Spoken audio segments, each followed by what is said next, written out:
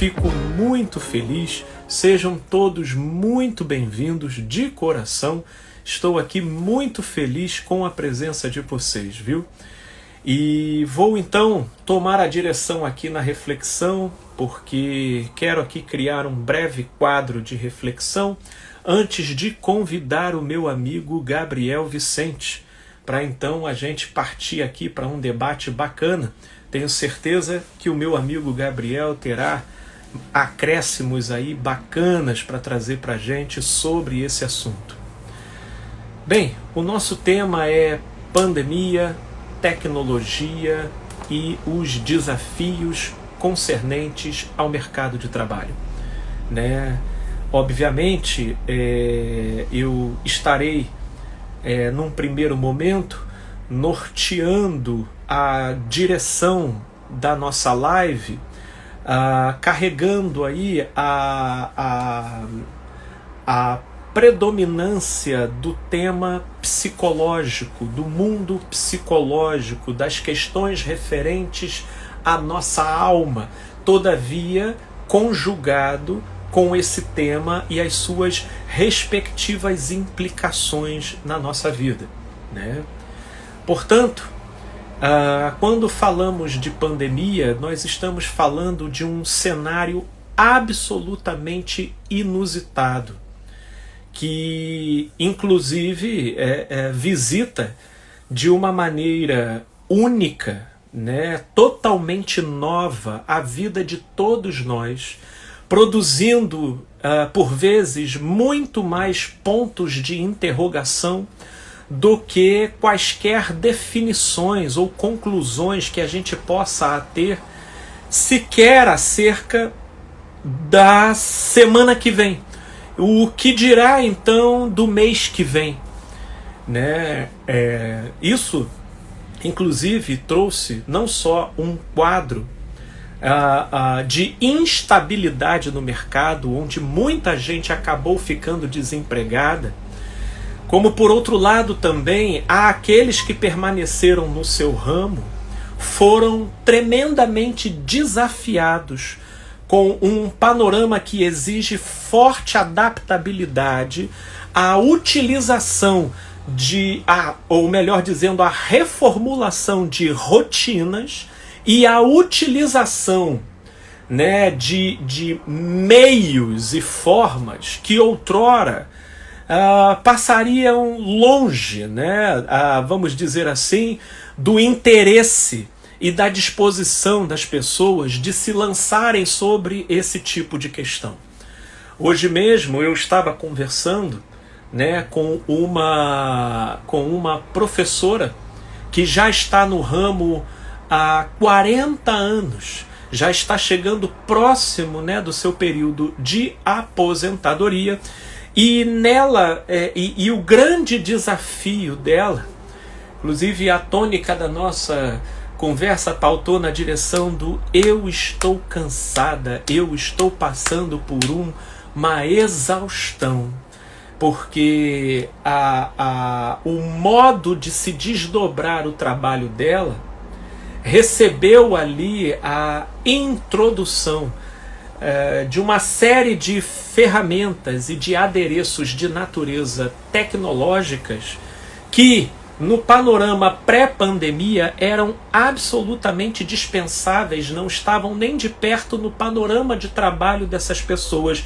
Mas com o ensino se estabelecendo à distância, ao mesmo tempo que esses negócios não podendo parar, né, e tendo que dar continuidade, então todos os professores, sejam os que entraram agora e que por razões óbvias acabam se adaptando com mais facilidade, até aqueles que já estavam no caminho há mais tempo, porém se viram nesse grande desafio de terem que reformular a sua maneira geral de trabalho, a sua rotina, as suas metodologias, acrescentando ferramentas tecnológicas e que, por conseguinte, forçam a toda uma adaptação do tipo agora eu tenho que fazer uma aula diante de uma câmera, fazendo caber um conteúdo XYZ dentro de um tempo de 15 minutos. A princípio, falando assim, para você que ouve aí desse lado, pode parecer uma coisa absolutamente simples. Te desafio, inclusive, a fazer isso. Pegar uns 3 ou 4 assuntos, abordá-los de maneira clara, inteligível e passando por detalhes, né, que emprestem clareza e efetividade àquilo que você busca explicar e delimitar isso num prazo específico, né? É muito difícil. Eu, particularmente, por interesse particular, né, que vinha tentando gravar vídeos e não tinha ninguém para editar, eu precisava numa carreira, precisava não, e às vezes ainda preciso, numa carreira só, gravar um determinado tema, sem pestanejar, sem poder espirrar, sem poder ter uma interferência externa, porque como não dá para editar, então tem que tudo caber ali naquele período, não pode ser muito mais extenso do que aquilo, senão ninguém assiste, e você tem que tentar fazer caber naquilo dali. Então tudo isso daí remete, né, isso no meu caso particular, que a gente vai forçando agora para pessoas que nem sequer teriam o objetivo de se utilizarem dessa ferramenta ou de se valerem delas para qualquer outra finalidade, mas agora nesse período pós-pandemia se viram voltadas a ter que delas se valer, reformulando aí a rotina do seu dia a dia, numa série de nuances que aqui entra a relação entre mães e filhos pequenos, entre a interação intrafamiliar, os aspectos de convivência, a conciliação da nossa intimidade com o ambiente laborativo, que antes era bem dividido pela questão da distância, sendo bem demarcados em relação àquilo que era a minha casa, o meu lugar de descanso, agora ficou embolado com o ambiente de trabalho, que por conseguinte era outro local bem demarcado, distanciado, mas que esses dois ambientes agora se fundiram numa única coisa, e isso vai criando uma série de embaraços. Eu canso de ver vídeos aqui que vão sendo compartilhados, isso é que é o pior, né? Há 3x4 aqui nas redes sociais de pessoas que passam distraidamente peladas na frente da câmera, de pessoas que estão em home office, em reunião, né, em questões do seu trabalho, e aí começam a se deparar com situações dessa natureza, porque de uma certa forma todos vão sendo empurrados para uma nova rotina. Meu filho, ontem, estamos hoje terça-feira, foi domingo, meu filho participou, creio que, do seu 2º ou 3º aniversário nesse período de pandemia, comemorando com os amiguinhos pelo Zoom. Né? Ele estava lá pelo Zoom, sentado na cadeirinha, né? E todos os amiguinhos dele na telinha e todos cantando parabéns. Diga-se de passagem que até o aniversário do meu filho também foi pelo Zoom. Chamaram-se todos os coleguinhas, todos chegaram lá e todo mundo cantando parabéns. Ora, no local em que o computador estava estacionado, eu que estava mais à vontade, porque não precisava participar, afinal de contas a festa era do meu filho, para o meu filho, a minha esposa estava já ali assessorando, eu particularmente tive que passar agachado no chão para que a câmera não pudesse me capturar, porque eu estava à vontade dentro de casa. Então, a gente vai tendo esses aspectos, né, do tipo, poxa, por que eu não pensei de ter pego o computador e ter colocado naquele canto da casa?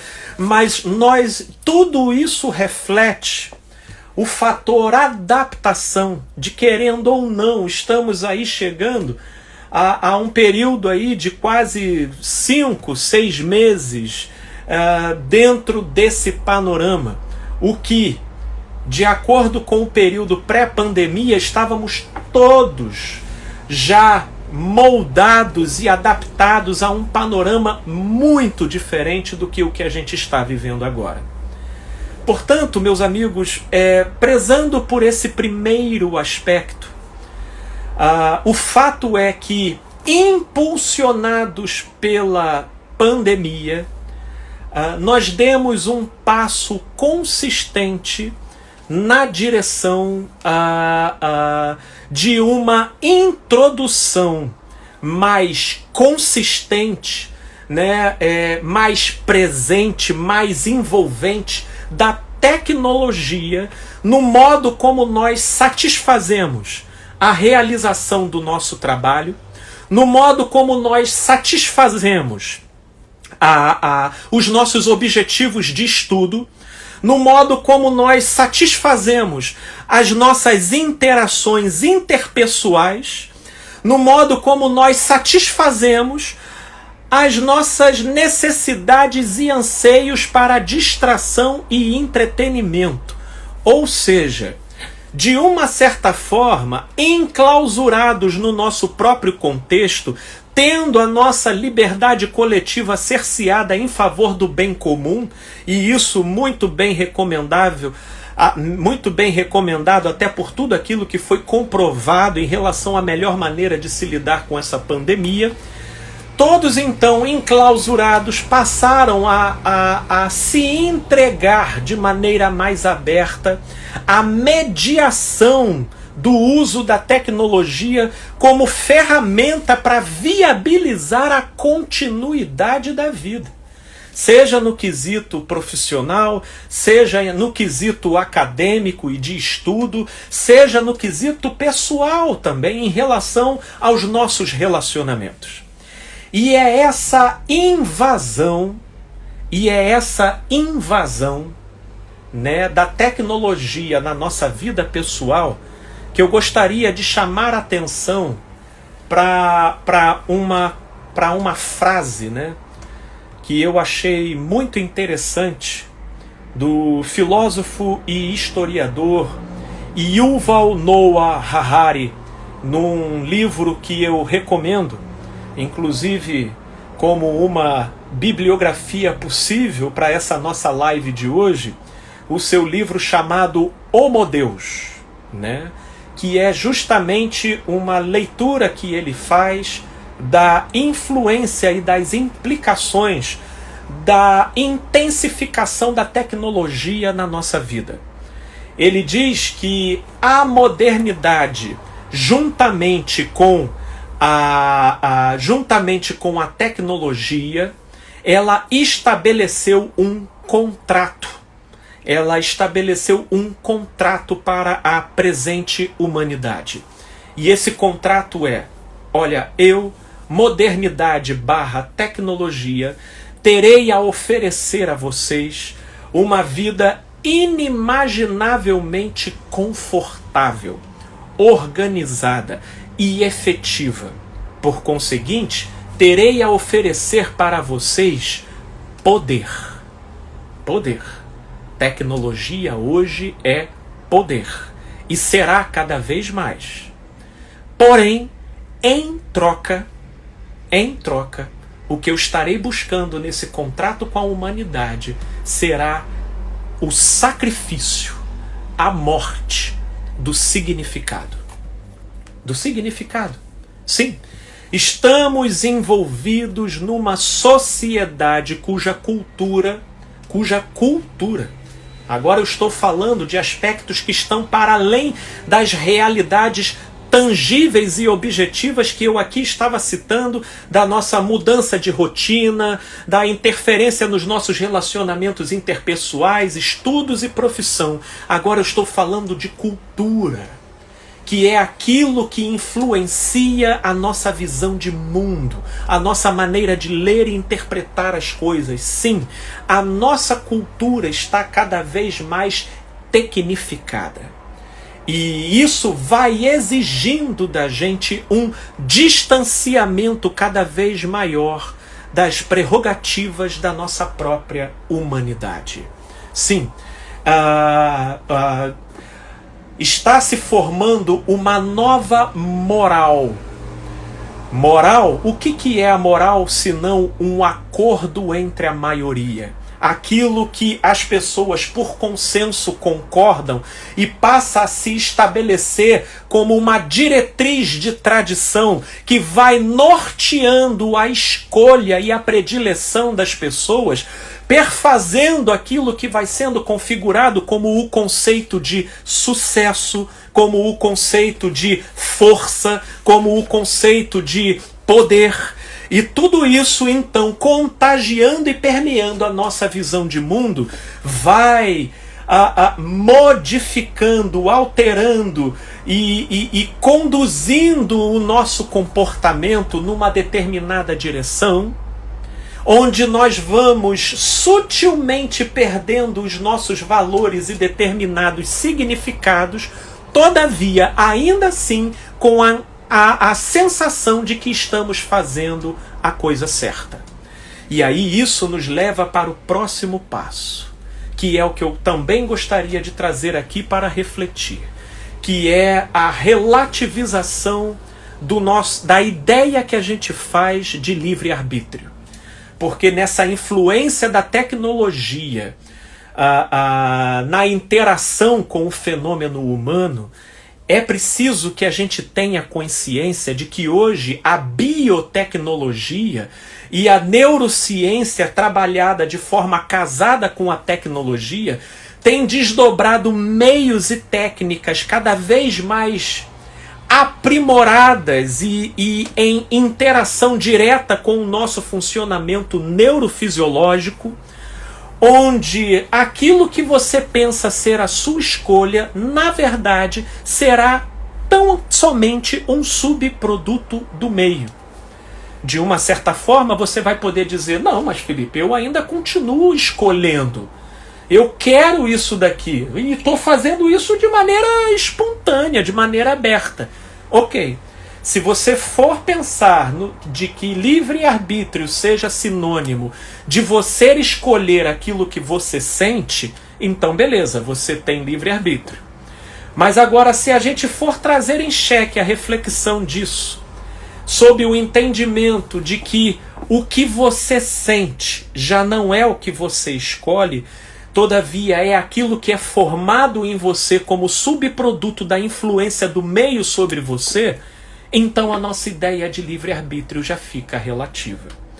E a minha intenção é gerar a reflexão para que a gente desenvolva uma relação conscienciosa com a tecnologia, de modo que a mesma não submeta a gente a esse contrato que a modernidade, conforme as palavras de Yuval Harari, de que a gente não sucumba a esse contrato, de que para adquirirmos as prerrogativas do que na cultura está sendo considerado sucesso, poder e felicidade, não seja justamente aquilo que vai subtrair da nossa essência a nossa própria humanidade. A nossa atenção para os nossos filhos, o nosso natural carinho e cuidado pelos familiares, o amor próprio, o senso de limites, a não ciborguização do ser. Sim? Com isso, meus amigos, eu lanço aqui a introdução para o tema que nós vamos conversar, e nesse ponto eu creio que o meu amigo Gabriel trará muita coisa para também acrescentar aqui na nossa live. E com isso, meus amigos, eu quero convidar aqui, querido Gabriel, manifeste-se, meu amigo, para que eu possa te colocar aqui. Isso, ó, já apareceu aqui, ó. Maravilha. Aqui foi. Aguardando, aguardando. Meu amigo Gabriel já vai entrar. Está conectando. Opa! Maravilha! Tudo Que bem, isso? meu amigo? Direto de São Paulo, né? Sim, tô aqui Aí, na friaca. meu amigo, eu fico a imaginar. Eu fechei um pouco a janela aqui, porque aqui, meu amigo, se não chover, vai congelar, porque o tempo aqui tá virando, tá virando. Tá E certo, que aí, legal, cara. querido Gabriel, meu amigo, em primeiro lugar, muito obrigado, viu? Fico honrado aqui pela sua presença e me sinto muito à vontade com você aqui, meu amigo, Bom, por tudo que a nossa interação aí ao longo desses anos aí já tem representado. Isso é muito bom. Obrigado, viu, meu mano? que legal. Obrigado. Obrigado você aí, parabéns pela iniciativa, projeto é incrível. Sempre acompanho todas as lives, sempre estou acompanhando o Instagram. Tamo Que, junto, meu amigo. Tamo que junto. bom, que bom, Gabriel. Graças a Deus, que bom. E aí, meu amigo Gabriel, tecnologia, o ser humano, mercado de trabalho.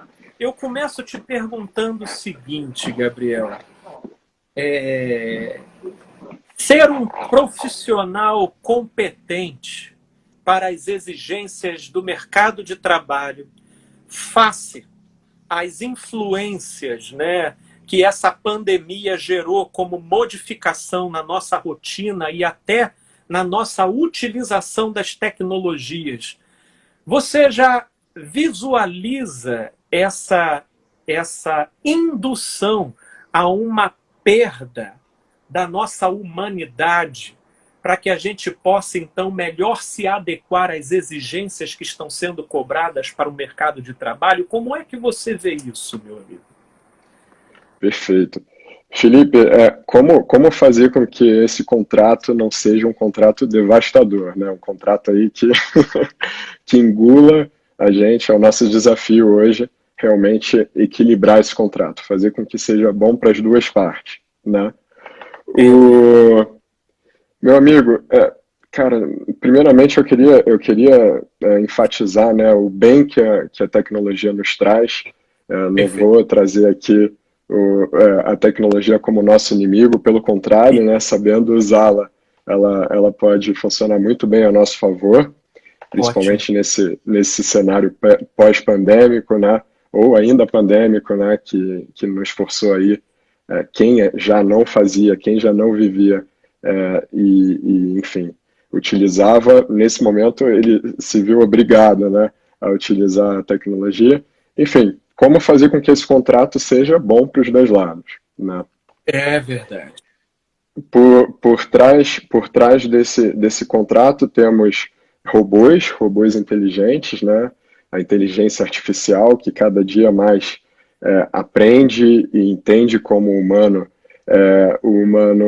se manifesta, entende como o humano se relaciona, entende como o humano, né, quer comprar, ou entende aí os hábitos de consumo do humano, e são informações aí valiosas para termos aí uma pessoa, a gente brinca aí que o nosso advogado é o cara que mais nos conhece. Não, hoje quem mais nos conhece, sem dúvida, é o robozinho que está por trás do Instagram, é o robozinho que está por trás do Facebook, é o robozinho que está por trás aí dos nossos hábitos de compra online, né?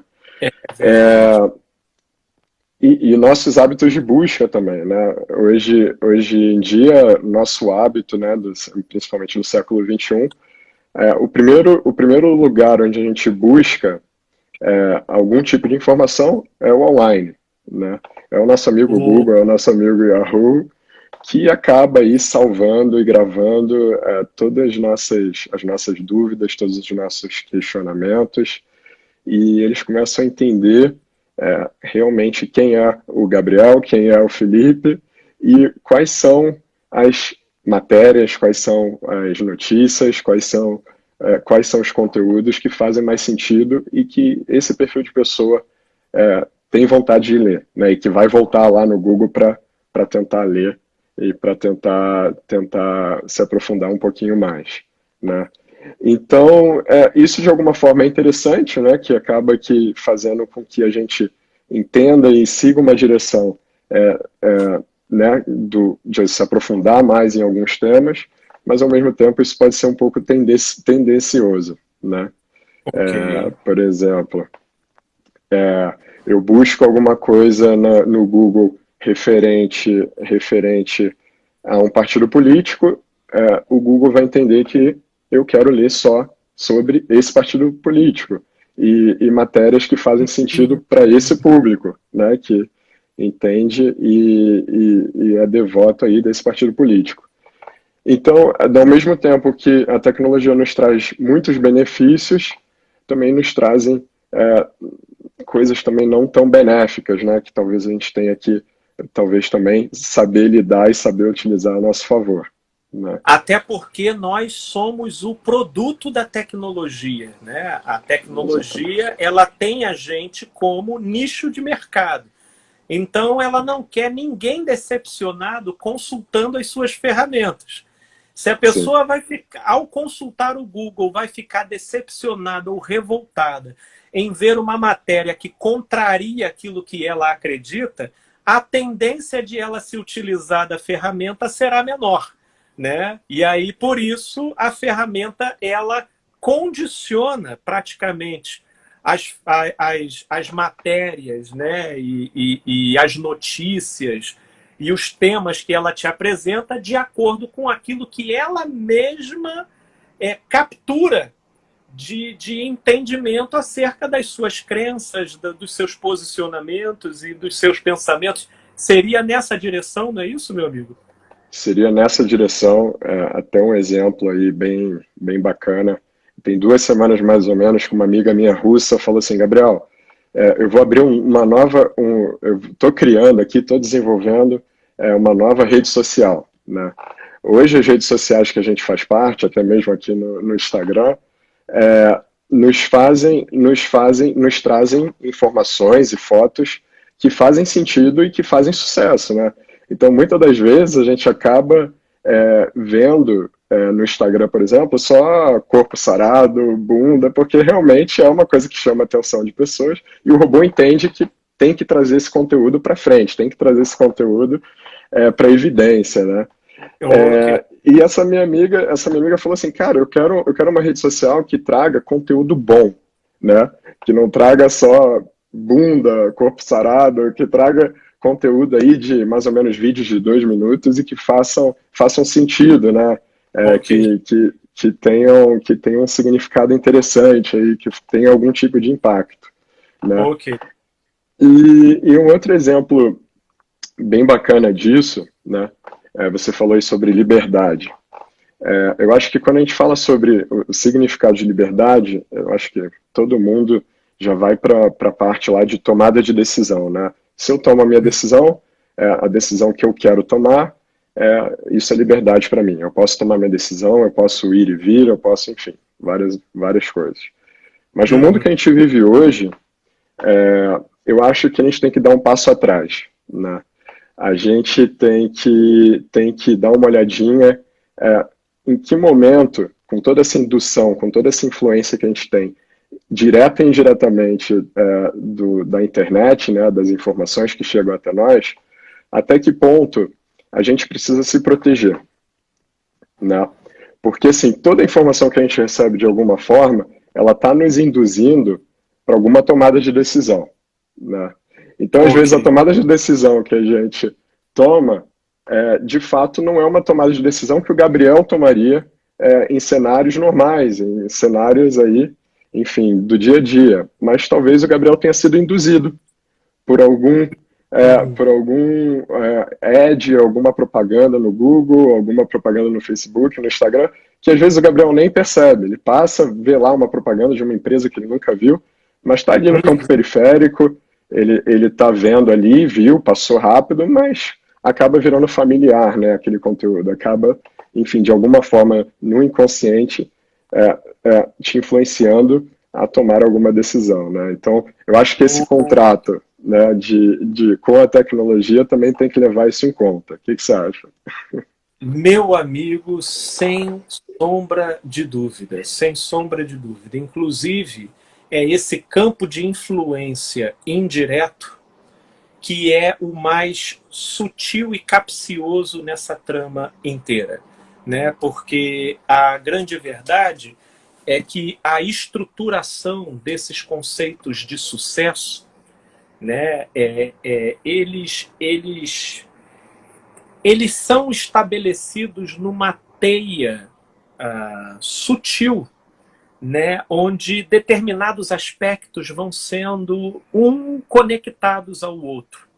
Só para você ver até um exemplo disso, eu agora, recentemente, não sei se hoje ou ontem, eu estava subindo a timeline do Instagram e eu vi uma notícia, não sei se foi no The Guardian, que eu estava vendo, e que estava apontando esse Elon Musk como o quinto mais rico do mundo.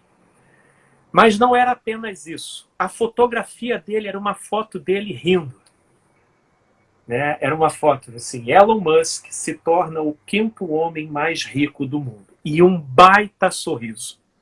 Então você para e pensa. Né? Fica aquele sorriso, que é a representação do que seja felicidade, atrelado com a manchete que estava lançada ali. Aí passa mais um tempo. Isso tudo são detalhes subjetivos Sim. que a gente passa totalmente desapercebido.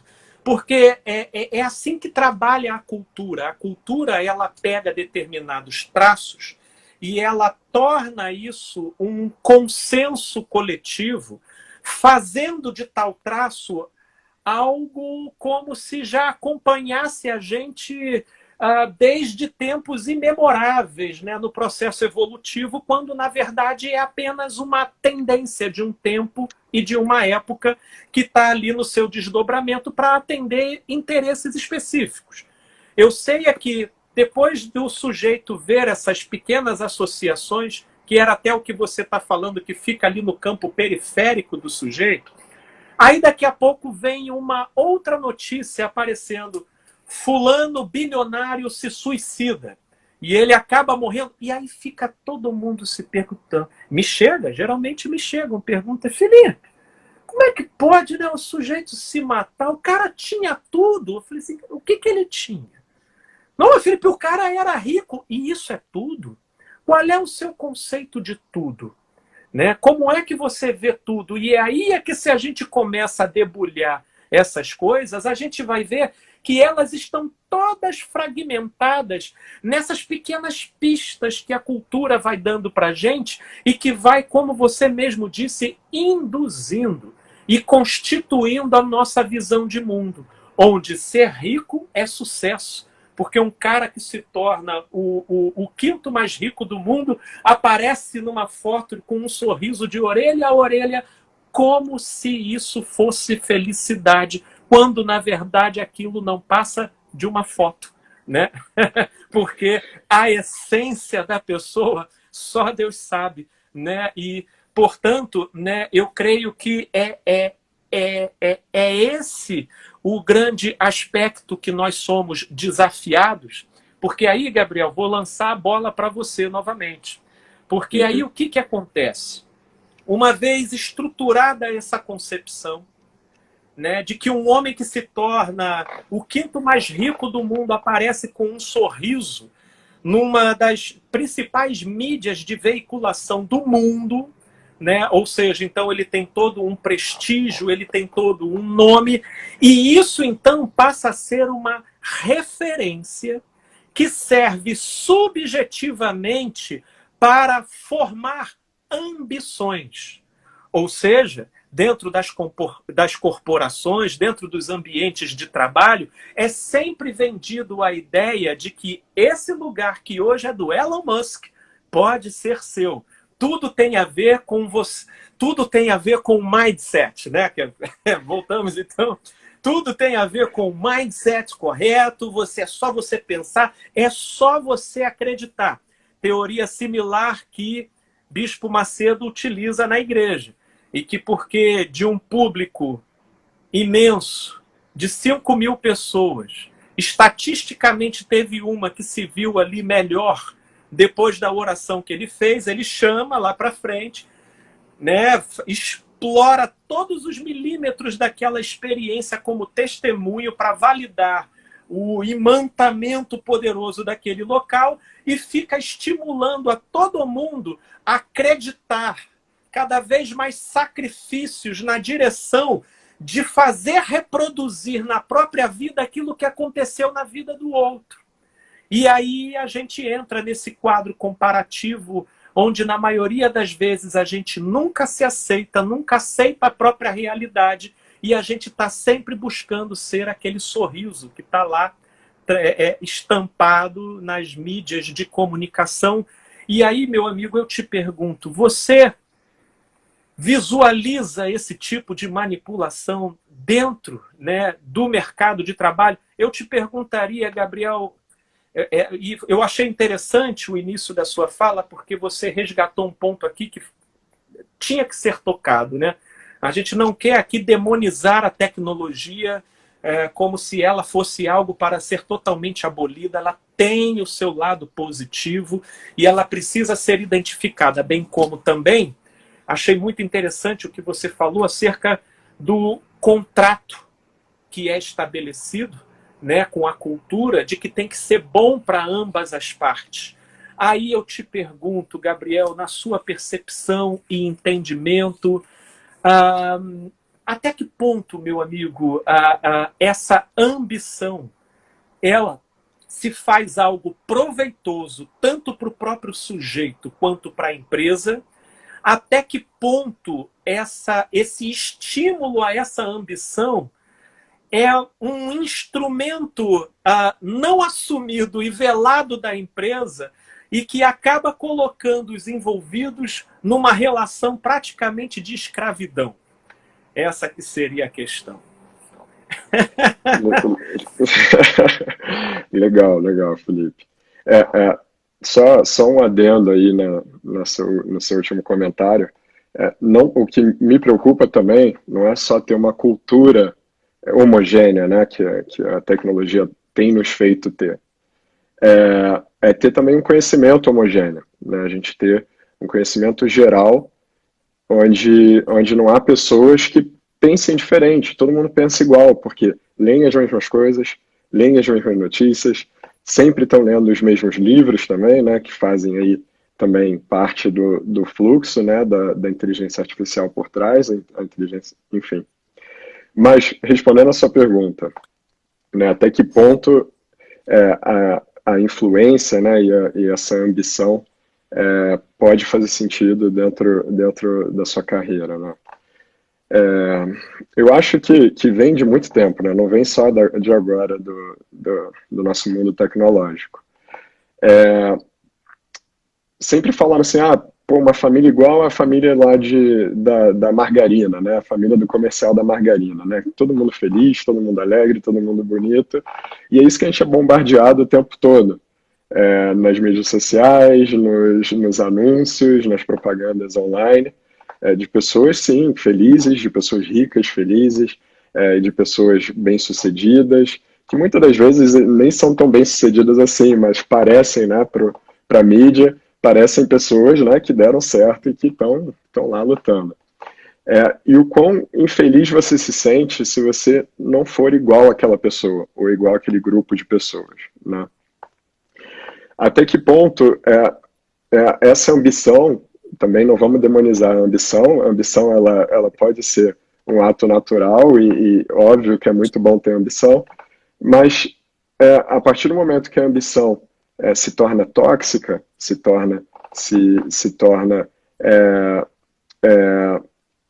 aficionada, né, uma ambição integral, eu acho que acaba, né, também derrubando várias áreas da sua vida. Eu acho que essa ambição acaba não sendo natural e não sendo também benéfica nesse contrato, né, nesse contrato de tecnologia que a gente está falando. Como ter o equilíbrio, né, dessa ambição? Como fazer com que, ok, eu quero também alcançar aquele objetivo, quero ser feliz, quero ser um Elon Musk da vida um dia, mas até que ponto a minha alma, o Gabriel, aguenta também, né? Até que ponto E isso é uma pergunta que todos nós temos que fazer e todos nós sabemos as respostas. Eu acho que, nos conhecendo melhor, a gente entende até que ponto essa ambição, até que ponto, primeiro, essa felicidade é realmente, de fato, verdadeira, e até que ponto essa ambição pode ser benéfica aí para a minha carreira ou para o meu bem, né? Então, no caso, essa linha ela é sutil, né, meu amigo? Ela é uma Sim, isso linha aqui. que frequentemente a gente não debruça a atenção, mas que uma vez exacerbada e exagerada, ela vai dando conta de alguma forma nos distanciar de nós mesmos, né? E você falou sobre uma questão interessante, porque a gente jamais pode também demonizar, né, a ambição, porque no seu aspecto positivo eu acho que a ambição entraria como um sinônimo de objetivo, né? De meta, de você ter ali um caminho, uma direção para seguir, né? E isso eu creio que é o lado positivo da ambição, que seria interessante, né? Eu não diria que seria, vamos dizer, arbitrário, porque aí também já existem muitas perspectivas que tentam atribuir um juízo de valor sobre isso, do tipo, quem não tem ambição, então está um perdido na vida, quando na verdade não necessariamente. O fato é que a nossa maneira de processar a realidade ela é diferente de um para cá, de um para o outro, né? De modo que podem ter uns que consigam vislumbrar o seu futuro com mais clareza, e existem outros que vivem a vida de maneira mais fatiada no seu dia a dia, obviamente que aproveitando as oportunidades, mas sem necessariamente ter uma paixão ensandecida por um determinado objetivo que é o que supostamente traria o significado último da vida dele, né? Embora na nossa sociedade seja evidente como que a cultura privilegia, né, a visibilidade e o microfone justamente para essas pessoas chamadas, né, sonhadoras, né? São as sonhadoras, os dreamers, né? Que são aqueles que estão tendo aquele sonho, o que é muito bacana, né? O que é muito bacana. É bom quem tem assim, vive-se a vida com um maior senso de que ela tem sentido.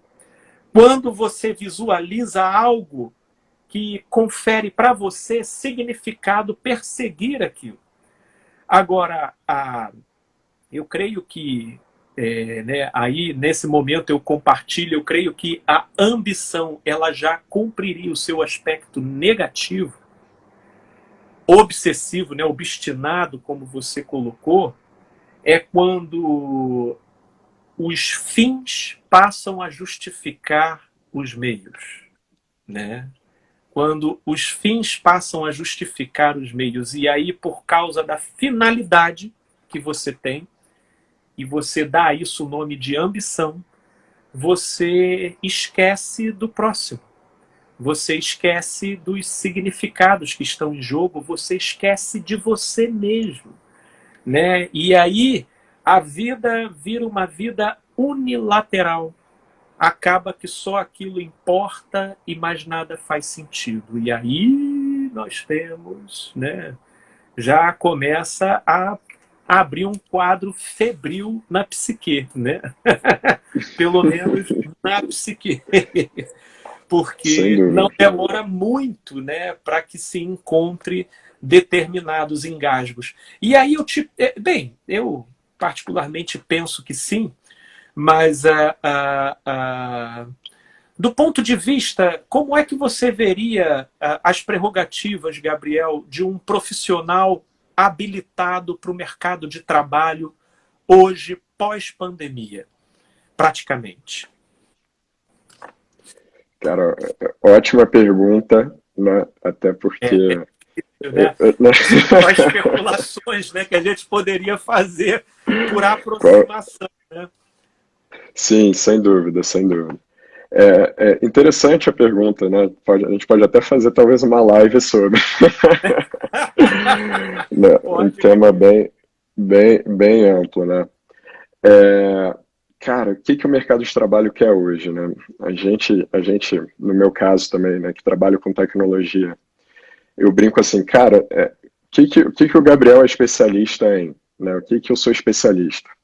Cara, eu sou especialista em uma coisa hoje, eu conheço até certo ponto, só que amanhã tudo pode mudar. E tudo muda, né, no âmbito tecnológico, né? Então, assim, são coisas que, que, que surgem, por exemplo, eu uso a linguagem XYZ, a versão 2.3.4.5. Amanhã é 2.4.3.6. Enfim, e eu já acabo não sendo mais o Ok, especialista do tema, né? ok. Então, eu gosto de brincar com esse tema no sentido de seja adaptável. Entenda que as mudanças hoje em dia são mudanças repentinas, tá? A gente não vive mais numa era em que tudo anda devagar, em que o escritório realmente você vai fazer aquela tarefa durante 10 anos, 20 anos, vai se aposentar ali. As coisas mudam muito rápido, né?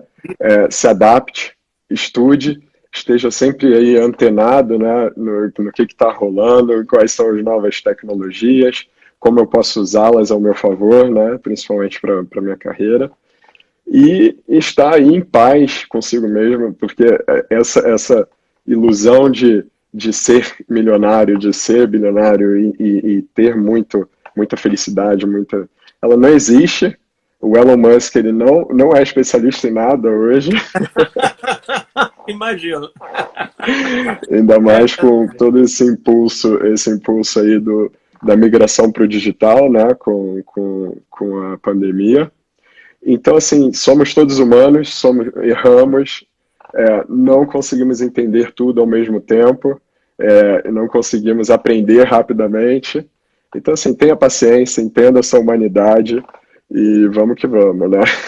Que bacana. Eu acho que em relação a essa grande volatilidade que a gente está vivendo, uma maior harmonia com o nosso juiz interno faz toda a diferença, né, meu amigo? Porque é o que você falou, os cenários eles vão sendo modificados de uma tal forma que, por conseguinte, a gente vai sendo meio que levado a termos que nos reformular, né, o tempo todo, e isso, como você disse, eu achei interessantíssimo, pode acabar conduzindo a erros, a equívocos, a algumas quebras, a alguns fracassos até. Porém, naquilo em que essa mediação ocorre com o juiz interno, nós vivemos num mundo, será que eu poderia dizer, Gabriel, que nós vivemos num mundo que pertencerá àqueles que se permitirem se reinventar, recomeçar? Creio que seria isso, né, meu amigo? Sem dúvida, meu amigo, sem dúvida. Tendo paz, sabendo lidar aí com as frustrações, com os erros, entendendo aí que provavelmente um robô vai fazer uma análise muito melhor que você. Então, assim, entendendo que temos como humanos, Aceita né, que dói menos, né? aceita que dói menos, temos como humanos também outras habilidades que são tão boas quanto as do robô, né?